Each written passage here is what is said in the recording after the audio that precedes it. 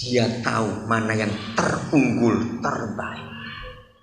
Sebagaimana dia menentukan ada miliatan ikan di laut. Satu yang dipanggil dekat kapal Yunus. Dan ikan itu ada jutaan ikan di Danau Galilea hari itu. Tuhan hanya perintah satu ikan yang rakus gak sengaja makan duit itu. Terus Petrus mancingnya, masih ingat? Nah bayangkan kalau ikan-ikan nurut, lalu kita gak nurut, malu dengan ikan itu. Bertobat kita. Ngerti kebenaran ini saudara? Ikan aja nurut disuruh. Sperma juga begitu. Dia tahu yang terbagus mana yang suami keluarkan hari ini. Maka itu jangan takut punya anak banyak, asal kita takut Tuhan. Nanti itu semua anak-anak ilahi yang luar biasa. Mengerti sekarang saudara? Itulah artinya mengapa Tuhan minta menguduskan tempat tidur kita suami istri. Karena ada banyak urusannya di situ. Keluarga itu mata air dunia. Dengar istilah itu saya temukan karena saya baca Alkitab. Keluarga adalah mata air dunia. Kenapa? Karena dunia nggak terbentuk kalau nggak ada negara-negara. Negara-negara tidak terbentuk kalau tidak ada masyarakat. Masyarakat nggak akan ada kalau nggak ada suami istri. Betul? Ini sumbernya. Maka itu setan paling tahu untuk merusak dunia, rusak sumbernya dulu. Perkawinan dia hancurkan habis-habis. Orang kawin seenaknya. Maaf saya berkata, kucing aja tahu aturan. Sebelum kawin ribut dulu. Masa orang gak tahu aturan? Arti kata-kata jelek ini. Kalau manusia kawin hanya tahu beranak saja, maka kita gak lebih daripada babi dan anjing itu cuma tahu beranak. Selesai. Dengarkan ini gereja Tuhan. Ada aturan-aturan yang luar biasa. Enggak asal kawin.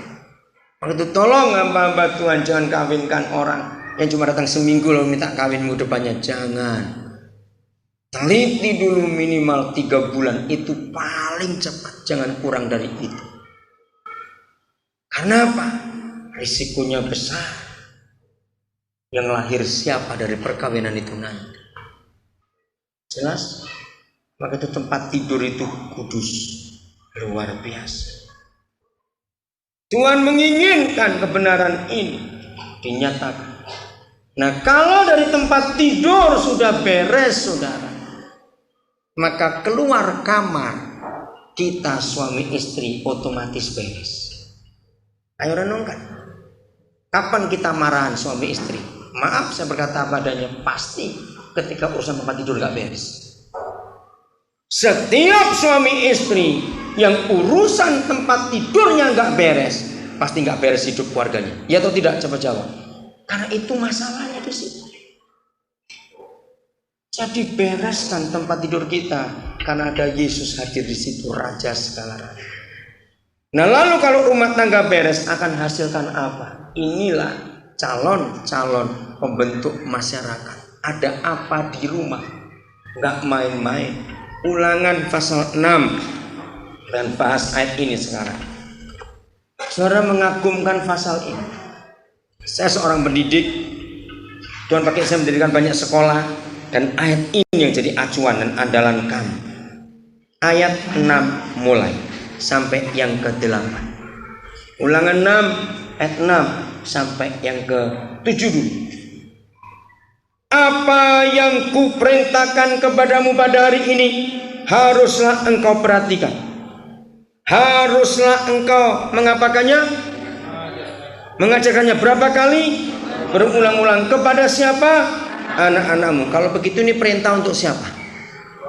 Orang tua. Berulang-ulang.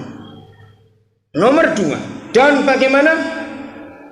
Ayo, dan membicarakannya. Saudara boleh tambahkan kalimat mendiskusikan. Ini lebih bagus. Papa menyediakan 4 ruangan untuk anak-anak ilahi dididik. Saya ulangi lagi, surga menyediakan 4 ruangan, 4 tempat untuk anak-anak ilahi itu dipersiapkan menjadi calon-calon masyarakat yang baik. Mengajarkan berulang-ulang kepada anak-anakmu dan membicarakannya. Nomor 1 di mana? Baca baik-baik. Apabila apa? Engkau duduk di rumahmu. Perhatikan, papa mama duduk bersama anak di rumah itu mutlak. Nah, saya meneliti begitu banyak orang tua ribut dengan anak. Setelah anak-anaknya remaja umur belasan tahun dan mulai terlibat pergaulan dengan teman-teman, papa mulai otoriter. Pulang, duduk, papa mau bicara. Oh, anak berontak, saudara. Nah, ini terlambat. Anak-anak bisa duduk di rumah, diajar berulang-ulang oleh orang tuanya dan mendiskusikan pelajaran itu waktu masih balita. Ulangan 6 ayat 7 ini untuk balita, catat. Bukan untuk anak setelah remaja, terlambat. Kalau anak remaja dipaksa duduk di rumah nggak bisa. Anak remaja sudah punya dunia baru. Itulah dunia teman-temannya. Betul tidak? Waktu balita itu hebat sekali. Dalam ensiklopedia pendidikan, maka literatur tertua di dunia yang berbicara tentang kata pendidikan, pengajaran pertama disebut justru ayat ini. Luar biasa bukan? Justru Alkitablah buku pertama di dunia yang ada kata mengajar atau kata mendidik. Itu sebabnya sejarah dunia mengakui tidak ada sekolah yang terbaik kecuali sekolah Kristen dan Katolik. Betul tidak? Itu sejarah karena ayat ini. Yang lain baru ikut-ikut sekarang ini karena gereja goblok meninggalkan peraturan ini. Gerejanya sibuk bangun gedung tapi lupa nggak bangun sekolah. Karena gereja terlalu banyak cetak pendeta, nggak cetak guru, maka itu perkelahian gereja luar biasa. Sebab masing-masing pendeta perlu lahan hidup. Maaf saya berkata apa adanya, makin banyak pendeta makin kacau gereja itu. Maka itu saya nggak yakin nyekolahkan anak ke teologi, enggak.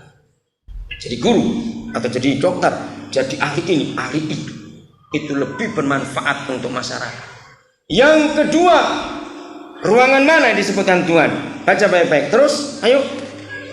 Apabila engkau bagaimana? Jangan potong-potong bacanya. Ini penting kata ini. Apabila engkau sedang dalam perjalanan. Wah, ini luar biasa. Teori-teori ilmu jiwa anak-anak atau children psychology saya bisa membuktikan. Maka ayat ini acuan dasar. Saudara lihat, belum ada buku manapun di dunia menulis mengapa anak-anak mulai 2 tahun ke atas cirinya cuma satu, cerewetnya minta ampun. Mereka lihat apa, tanya, itu apa mah? Mah, itu apa? Betul? Dengar apa-apa, apa itu mah? Apa itu? Hei orang tua, jangan bentak mereka. Ketika dalam perjalanan kita ajak mereka banyak tanya. Tuhan yang menyuruh mereka cerewet cuma karena gobloknya orang tua yang nggak mau jawab pertanyaan itu. Terus kita bentak mereka, kecil jangan banyak ngomong. Padahal Tuhan yang nyuruh, saudara. Luar biasa. Ini nggak ada buku yang menemukan, hanya Alkitab ini yang pertama kali. Maka itu kalau anak-anak kita minta keluar rumah, jangan dibantah. Waktunya mereka mau belajar di luar rumah, ajak pergi. Ini hebat sekali Tuhan. Yang ketiga, di mana? Cepat lihat. Yang ketiga di mana? Apabila engkau berbaring. Saudara, saya sudah dibawa Tuhan ke lebih dari 35 negara dalam dunia ini. Dan sambil saya diundang pelayanan, saya meneliti ini. Mengapa semua anak, balita lagi sekali, enggak peduli bangsa apa saja, status ekonomi, status masyarakat bagaimana, orang tuanya tidak peduli. Mengapa semua balita sebelum tidur minta apa ya? Cerita.